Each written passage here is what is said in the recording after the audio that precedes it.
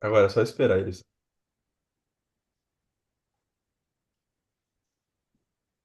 Você começou a gravar, né, Thiago? Sim, pode iniciar. Bom,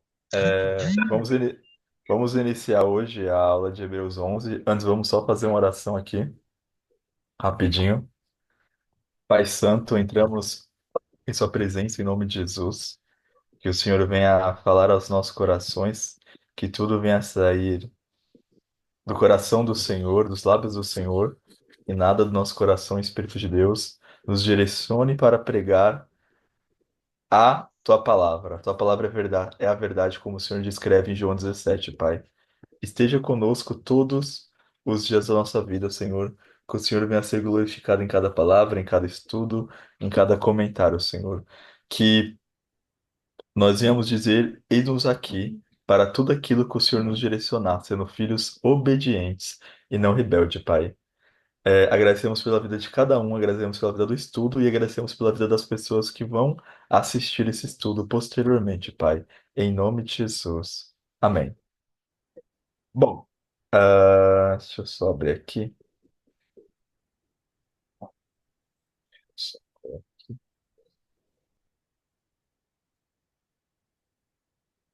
Hum, tirar.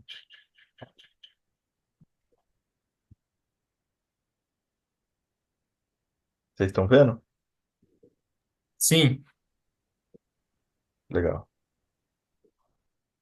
Ah, vamos lá. Alas de Hebreus 11. Hoje o assunto é sobre fé. Mas o que seria fé, né?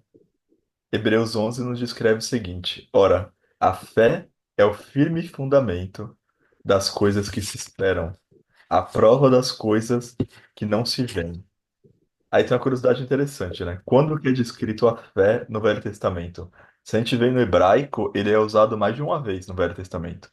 Mas na tradução revisada do Almeida, por exemplo, ele é usado só uma vez, que é em Abacuque 2:4, que fala: o justo viverá pela sua fé. No Velho Testamento ele é usado somente, muito mais utilizado confiança, coragem, né? Esses são os termos utilizados para a questão de fé, né? Outra coisa interessante, né? Porém, vemos casos de fé desde o início da história humana. Fé é saber que existe um Deus amoroso que nos ama, independentemente dos resultados ao nosso redor. Vejamos a história de Sadraque, Mesaque e Abidnego no livro de Daniel 3, 17 e 18.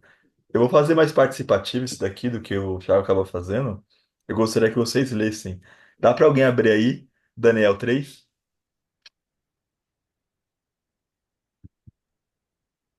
3:17. sim, então vamos lá. Pode ler? 3:17. É,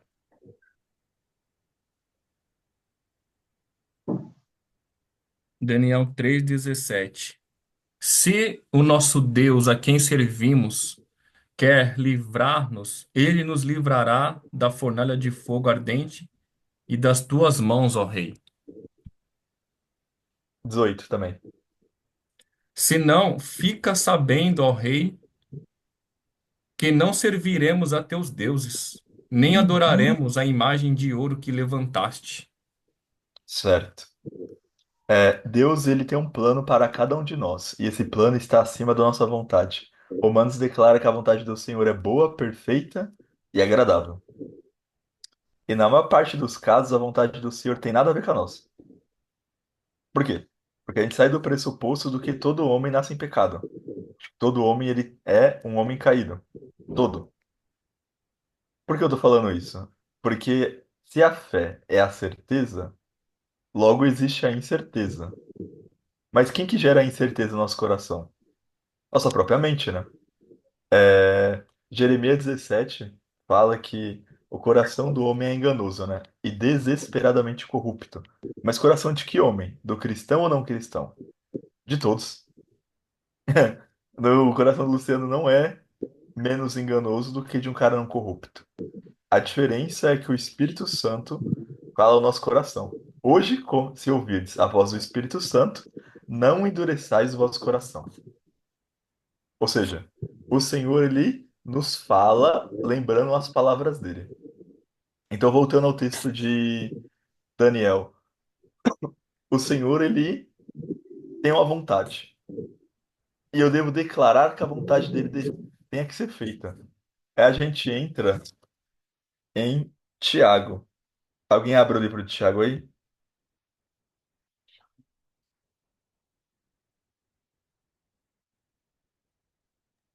Pode ir, Luciano ou André, vem. Bom, já abri aqui, Tiago.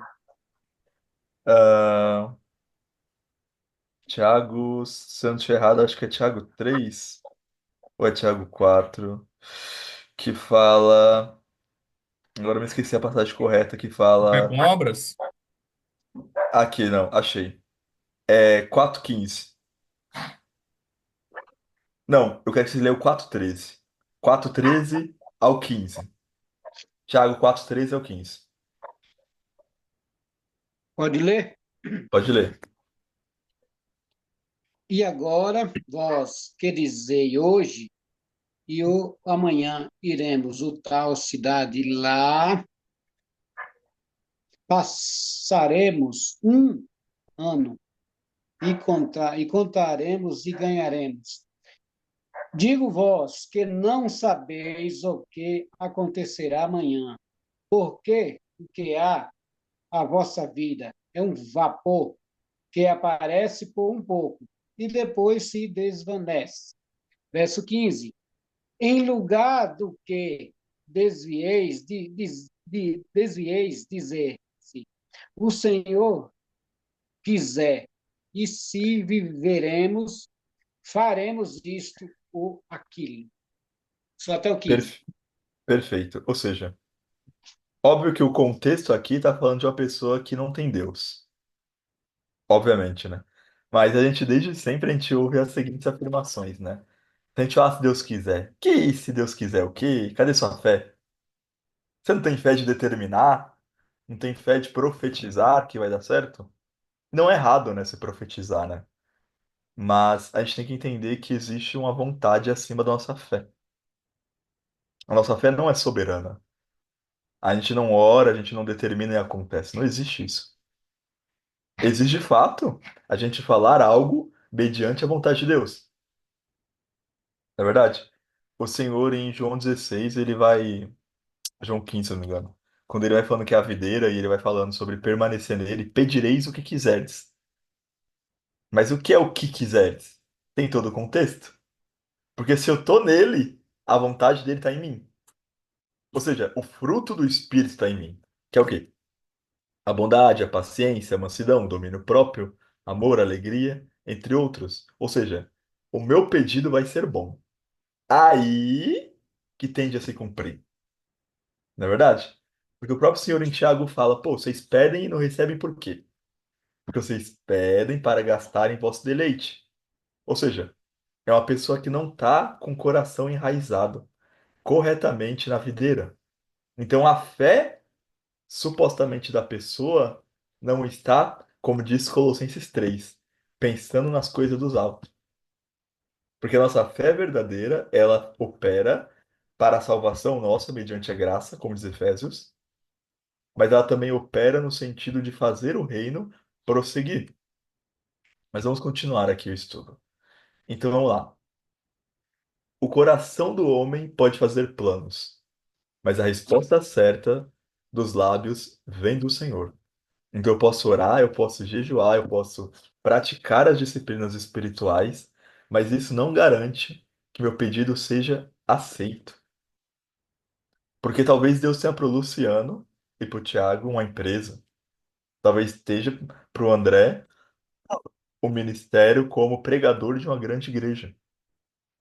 Mas isso tem nada a ver comigo. Talvez eu peça a mesma coisa que o André, mas eu estou falando. O que tem a ver? Se eu quiser que ele fique até o fim, o que tem a ver você? Segue seu caminho? Não é isso que o Senhor falou para Pedro, quando ele perguntou da vida de João? Porque Pedro é Pedro, João é João. Zequinha é Zequinha, Maria é Maria. O Senhor tem soberania sobre os planos. E no final das contas, ele escreve um plano para cada um. A gente vai para Salmo 139. Abre aí, Luciano, Salmo 139.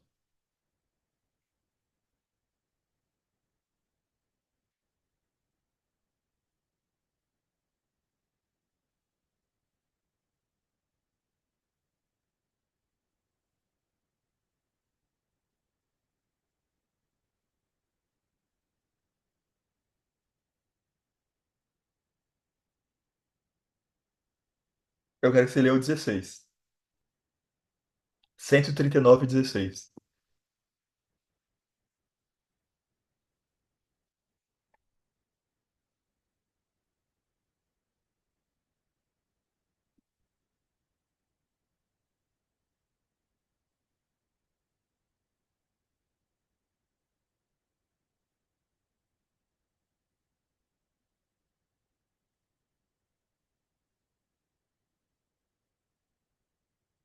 É para ler?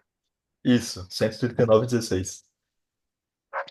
Salmo 139, verso 16, vai dizer assim: Os teus olhos viram, ou me viram, o meu corpo ainda informe, ou informa, e no teu livro todas estas coisas foram escritas, as quais ainda sendo dia a dia formadas, quando nem ainda uma delas existia ou havia.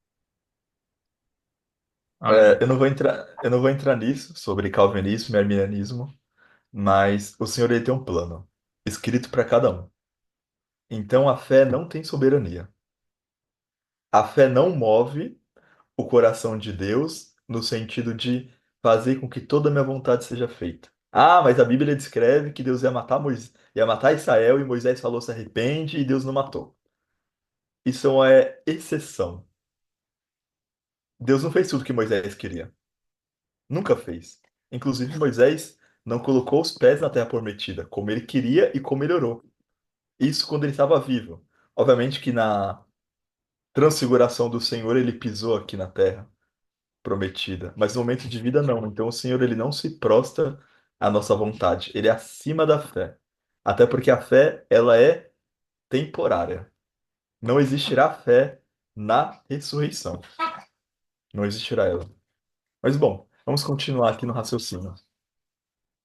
A fé precisa ser exercitada de forma contínua. Em Salmo 125, 2 diz o seguinte: Os que confiam no Senhor são como o monte de Sião, que não se abala, firme para sempre, como em redor de Jerusalém estão os montes. Assim o Senhor em derredor do seu povo, desde agora e para sempre. Ou seja, os que confiam continuamente. Porque se não se abala, significa que eu vou passar por problemas em vários dias. E todos nós sabemos que, no final das contas, a vontade do Senhor é que todo homem seja aprovado, porque através da aprovação vem a purificação. Quem fala isso? Eita, Jesus. A Bíblia não para de clicar aqui na minha mente. Vai, Thiago, abre Romanos 5.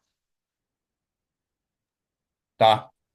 Romanos 5, Sim.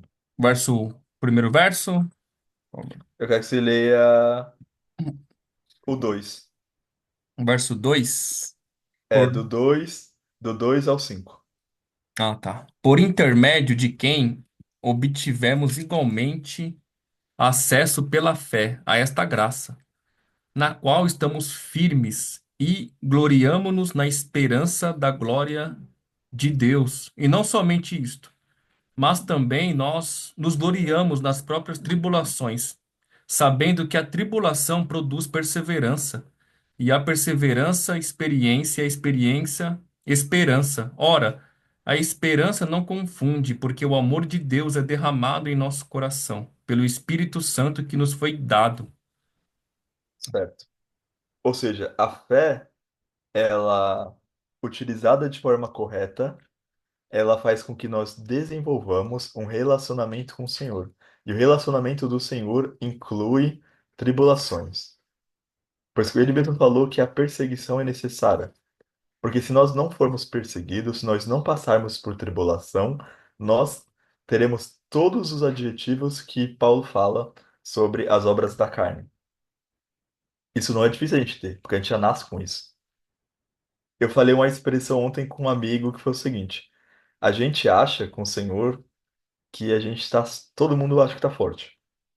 Não, eu tô aqui, ó, meus músculos espirituais. Mas a verdade é que toda pessoa ela está praticamente tropeçando. Por quê?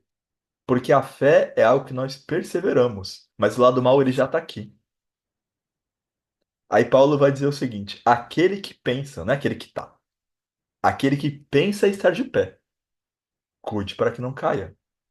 Ou seja, nós pensamos, então os problemas eles virão, mas a nossa fé e confiança no Senhor não serão abaladas se nós todo dia visitarmos o Senhor como Adão fazia em Gênesis. Que o Senhor, toda viração de tarde, o Senhor tinha um encontro com ele, né?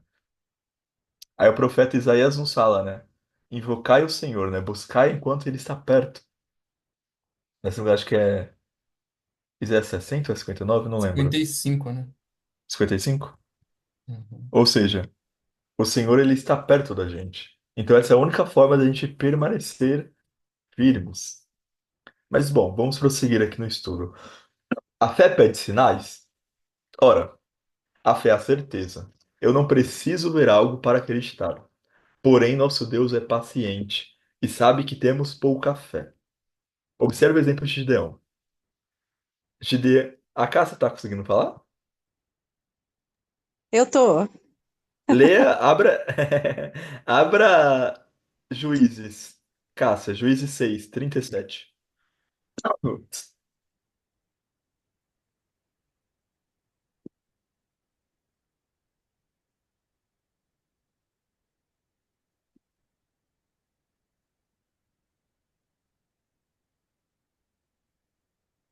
37. Isso, 6:37. Eis que eu porei uma porção de lã na eira. Se o orvalho estiver somente nela, e seca a terra ao redor, então conhecerei que hás de livrar Israel por meu intermédio, como disseste. Certo. A questão é, pô, existe dois lados, né? De pregadores hoje em dia, né? O lado que fala mal de Gideão, que fala, ah, mas Gideão não tinha tanta fé, Gideão pediu vários sinais. Mas e você? O que você faria sabendo que Deus te chamou para libertar uma nação que estava sendo humilhada por outra?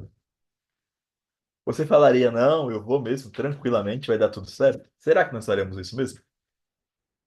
Se as pequenas coisas do nosso dia a dia, a gente já fica com medo e com dúvida. Quantas palavras o Senhor escreveu na Bíblia, que é nosso principal manual, e quantas palavras o Senhor falou especificamente ao nosso coração. E nós sempre duvidamos. Sempre duvidamos. Pô, será que Deus falou mesmo? Eu não sei se é Deus. Acho que é minha mente. Acho que eu tô muito coach ultimamente. Fico repetindo palavras de fé aqui na minha mente. Ou senão eu acho que eu preciso seguir os conselhos do Pablo Marçal. Talvez tenha mais coerência do que a palavra, né? É um empresário do século XXI. Talvez tudo isso tenha mais sentido. Talvez Deus não, né?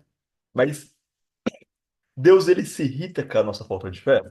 Ora, Hebreus fala que sem fé é impossível agradar a Deus, correto?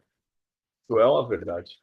Só que Deus ele não se irrita com a nossa imaturidade na fé, porque ele sabe que estamos em pleno desenvolvimento. Paulo fala sobre isso, né? Sobre desenvolver a salvação. Aí eu quero uma palavra muito interessante que é para complementar isso que eu estou dizendo. Ah, e existe outra parte de Abraão, de Gideão também. O pessoal que exalta muito Gideão. Só que Gideão não foi um cara com fé inabalável, né? Temos que ter esse termo. É, deixa eu só pegar um pouquinho aqui. Marcos 9:24. Abre aí, Thiago. Tá. Marcos 9. 9:24.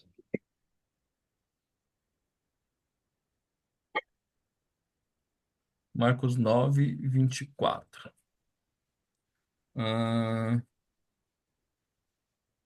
e imediatamente o pai do menino exclamou com lágrimas: Eu creio, ajuda na minha falta de fé. Leu 25 também. Vendo Jesus que a multidão concorria, repreendeu o espírito imundo, dizendo-lhe: Espírito mudo e surdo, eu te ordeno, sai deste jovem, nunca mais tornes a ele. Tá bom. Aí eu pergunto para vocês: o senhor ficou bravo? Não. Por que ele não ficou bravo? Porque o cara ele tinha uma confiança, mas o senhor sabia da falta de fé dele. O senhor fala: se não ver sinais, não crerão, né? Então, assim, óbvio que o que Deus queria, o que Deus quer da gente, que nós tenhamos fé sem ver. O senhor fala para Gideão, ou Gideão não, desculpa, para Tomé: bem-aventurados que não viram, né? Mas creram, né? Tomé, seja crente, né? Mas a questão é, o Senhor ele não se irrita. Às vezes a gente acha, nossa, Deus está bravo comigo porque eu tô com dúvida. Não está. O que Deus se entristece é quando nós fazemos o que diz Hebreus 10:36, né? Tiago pregou na semana passada, né? Não abandoneis a vossa fé, né? A vossa confiança, porque ela tem grande galardão. Quando o Senhor se irrita conosco? Quando nós abandonamos a fé. Quando nós achamos que Deus é mentiroso. Ah, mas eu nunca falei que Deus é mentiroso. Mas muitas vezes nós pensamos. Nós rimos como Sara quando o anjo falou que ela teria um filho.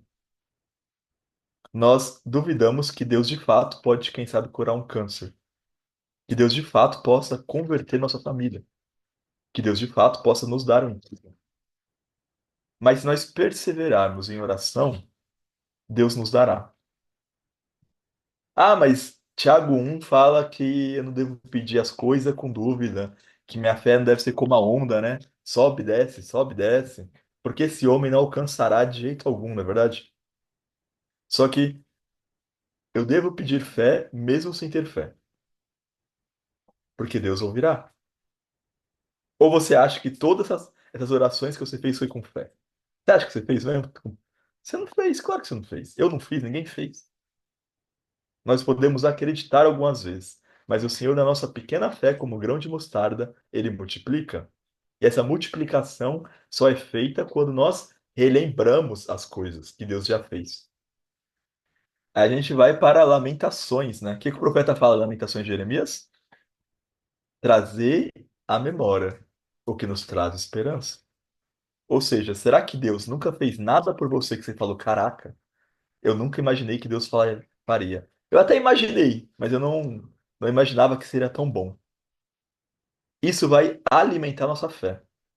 Quando nós ouvirmos o testemunho de outra pessoa, nós, caraca, Deus continua sendo um Deus que opera nos dias de hoje. Então, o testemunho de hoje é muito importante para que nós venhamos ter em mente que Deus pode fazer. E essa é a forma de Deus falar para o Fernando, para o Thiago. Olha, eu fiz na vida dele. Talvez o meu plano não seja o mesmo que na vida dele, mas eu posso fazer na sua também. Como está escrito, agindo eu, quem impedirá? Todos podem ser impedidos. A máquina, a IA, o ser humano, os demônios, mas o Senhor não pode ser impedido. O anjo Gabriel pode ser impedido. O anjo Miguel pode ser impedido. O diabo pode ser impedido. O robô mais inteligente hoje pode ser impedido. Mas o Senhor não, porque ele é o Criador de todas as coisas. Porque dele, por ele e para ele são todas as coisas, né? Prosseguindo. Fé no Novo Testamento. Porventura, tem alguém que Deus elogia a fé? De fato, existe. Existe o centurião em Mateus 8:10. Eu vou ler essa parte. E maravilhou-se Jesus, ouvindo isto, e disse aos que seguiam: Em verdade vos digo que nem mesmo em Israel encontrei tanta fé. Ou seja, relembrando a passagem do centurião, ele tinha um servo doente, né? Só que ele falou, Senhor, você não precisa ir na minha casa, né? Você não precisa estar presente. Se você fazer uma ligação, né? Você mandar um WhatsApp lá, já era. Por quê? Porque você tem pessoas abaixo da sua autoridade. Você tem seres que te ouvem.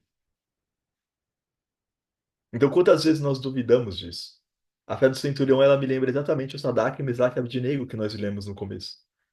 Ou seja, ele sabia que poderia livrar. Ele sabia que o Senhor não precisava estar fisicamente. Já imaginou? Tudo não seria mais fácil se Jesus estivesse do nosso lado fisicamente?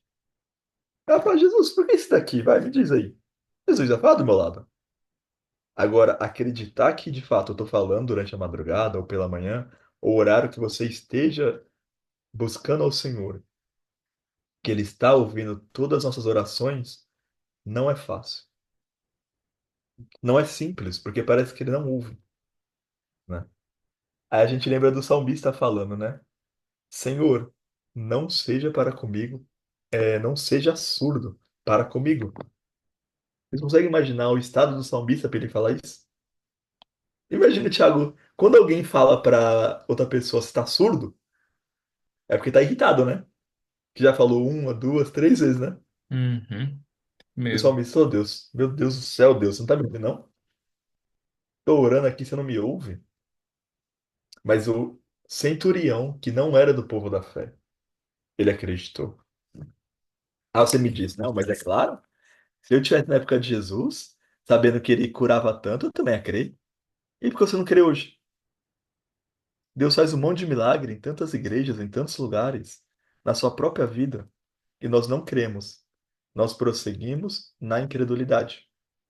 Mas eu prossigo no pensamento.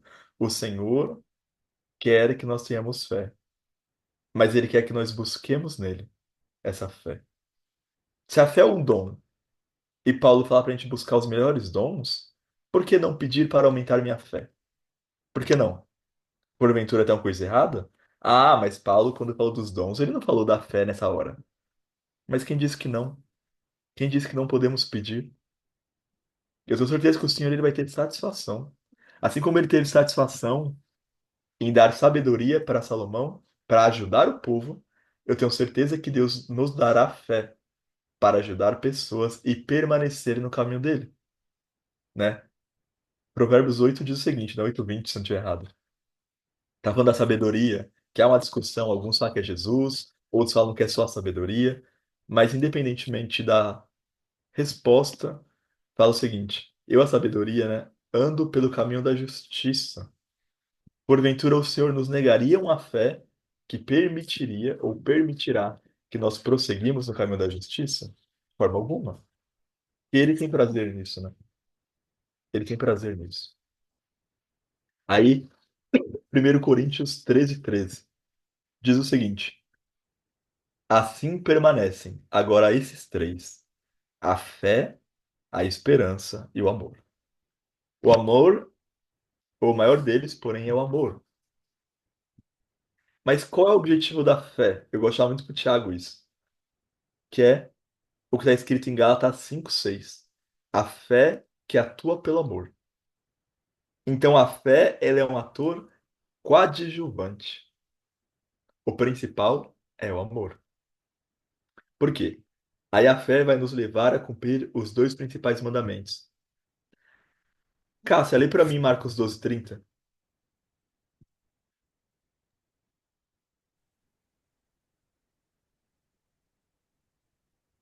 Amarás, pois, o Senhor teu Deus de todo o teu coração, de toda a tua alma, de todo o teu entendimento e de toda a tua força. Certo, pode prosseguir. O segundo é: amarás o teu próximo como a ti mesmo.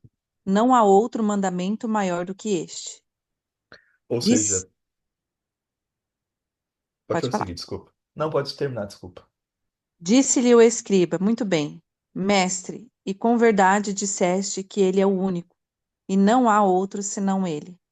E que amar a Deus de todo o coração, de todo o entendimento e de toda a força, e amar ao próximo como a si mesmo, excede a todos os holocaustos e sacrifícios. Pode Perfeito, seguir? obrigado. Não, Nada. perfeito, obrigado. Ou Amém. seja, qual é o objetivo da fé? É amar ao Senhor. Deus criou o ser humano para que ele tivesse relacionamento. Deus criou o ser humano para que ele servisse. Aí a gente lembra a passagem que o Senhor fala. Os discípulos estavam falando, eu sou o maior. Não, não, não. Eu que sou, pô. Tá louco? Não, eu deito no peito de Jesus, eu que sou maior. Mas eu andei sobre as águas. Aí Jesus olha, meu Deus do céu. Eu mesmo do céu, né? Não é possível. Maior é o que serve. Mas quando que eu sirvo? Quando eu tenho fé nas Escrituras. João 14 fala o seguinte, vocês se lembram? O que é João 14:1? Crede em Deus e também em mim. Certo. Não se turbe o vosso coração, crede em Deus, crede também em mim. Na casa do meu pai há muitas moradas. Se não fosse assim, eu não vos teria dito. Ou seja, existe uma promessa para servir. Existe um galardão. Então significa que quanto mais eu sirvo com o coração correto, maior galardão eu vou ter. Então a fé me leva a acreditar que se eu servir mais, eu vou de fato ter um galardão maior. A fé me ensina de que eu não devo viver para mim mesmo. Qual o objetivo comum das pessoas nesse mundo? Eu vou ser rico, eu vou ter uma casa, eu vou ter casamento, eu vou ter mulheres, eu vou ter fama.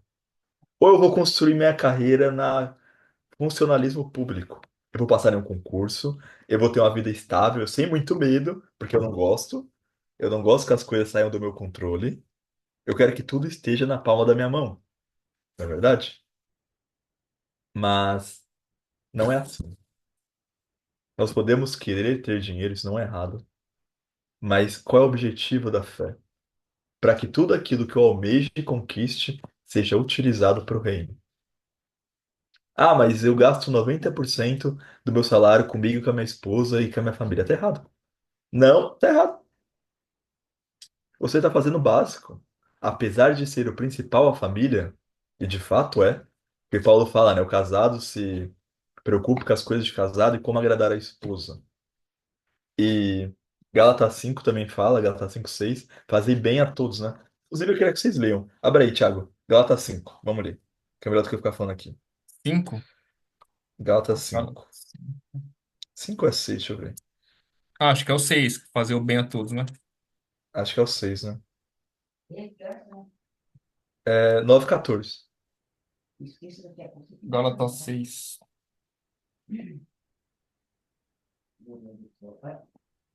Pode ler. E não nos cansemos de fazer o bem, porque a seu tempo ceifaremos, se não desfalecemos. Por isso, enquanto tivermos oportunidade, façamos o bem a todos, mas principalmente aos da família da fé. Aí é Gálatas 6:9. É, 6:9. É isso aqui, né? Fazer o bem a todos? O Fernandinho falou, né?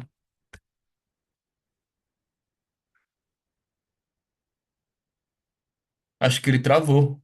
Opa, vou seguir aqui então. Tá acabando o tempo também. Acho que ele falou desse aqui, Gálatas 6:9, né? De fazer o bem aos da família da fé, né? Principalmente, mas Paulo diz para fazer o bem a todos, né? O tempo tá acabando aqui. Deixa eu ver se o Fernando vai voltar. Ele caiu. Amém. Bom, acho que deu para resumir aqui basicamente o que o Fernando falou sobre fé, o amor. Esse até é o último texto que a Cássia leu de Marcos, né? Do mandamento de amar ao Senhor, de amar a Deus sobre tudo, né? Com toda a nossa força e que a gente possa realmente priorizar, né, a vontade de Deus. Saber que amar a Ele, né, é o nosso chamado, né? Então, amar a Deus é negar a mim mesmo, né? Então, que a gente possa viver essa fé que realmente é fazer a vontade de Deus, né? Como Abraão, me dá o seu único filho, né? Quem jamais faria isso, né? Então, Abraão se negou e fez a vontade de Deus, né? E ele recebeu. Aí ele provou, né, realmente. E aí nós sabemos o restante da história. Então, que a gente possa, nesse estudo de hoje, desse capítulo tremendo, que a nossa fé, né, que a nossa confiança em Deus esteja acima de qualquer coisa. Eu acho que para isso que nós paramos para estudar esse livro, né, esse livro de Hebreus que traz um despertar para nós. Então, para que a gente coloque Deus em primeiro lugar. Amém? E como o Senhor Jesus disse, né, buscai em primeiro lugar o reino de Deus e a sua justiça, e todas estas coisas serão acrescentadas. Amém, irmãos? Então que a gente possa viver isso. Ou seja, amar a Deus, fazer a sua vontade, vai nos acrescentar aquilo que a gente precisa, deseja, mas tudo conforme Deus quer, né? Para que a gente possa viver e experimentar a sua perfeita vontade. Amém, irmãos? Eu vou orar aqui, tá? Tá acabando o tempo e depois a gente vai liberar um link para a gente entrar novamente, para a gente conversar mais. Em nome de Jesus. Pai, eu quero te agradecer por esse estudo, por esse momento que passamos aqui, né, semeando a tua palavra, ouvindo, Senhor, a tua voz. Eu quero, Senhor, pedir pelos meus irmãos, para que o Senhor nos renove, Senhor, nesses dias, para que possamos estar realmente com esta fé aliançada com o Senhor, alicerçada na tua palavra, Senhor. Porque bem sabemos que a fé que te agrada é a fé daquilo que o Senhor disse, né? A fé daquilo que está escrito na sua palavra, Senhor. Então, nos dá essa graça, Senhor, de vivermos esse chamado, de vivermos este propósito, Senhor, que é vivermos pela fé. O texto que o Fernando citou, como diz lá em Abacuque, o meu justo viverá da fé, Senhor. Então, que possamos viver esta fé, Pai, a fé que te agrada, né? Esta fé que foi citada aqui, aquela fé do centurião, Senhor. Senhor, não precisa ir, eu não sou digno de receber o Senhor na minha casa, mas envia uma palavra, Senhor, porque o meu servo será curado. Então, que esta fé deste homem possa ser a nossa fé, Senhor, para que o Senhor se agrade, porque o Senhor se agradou da fé deste homem. É isso que eu oro e te agradeço, Pai, em nome de Jesus. Amém, irmãos. Glória a Deus.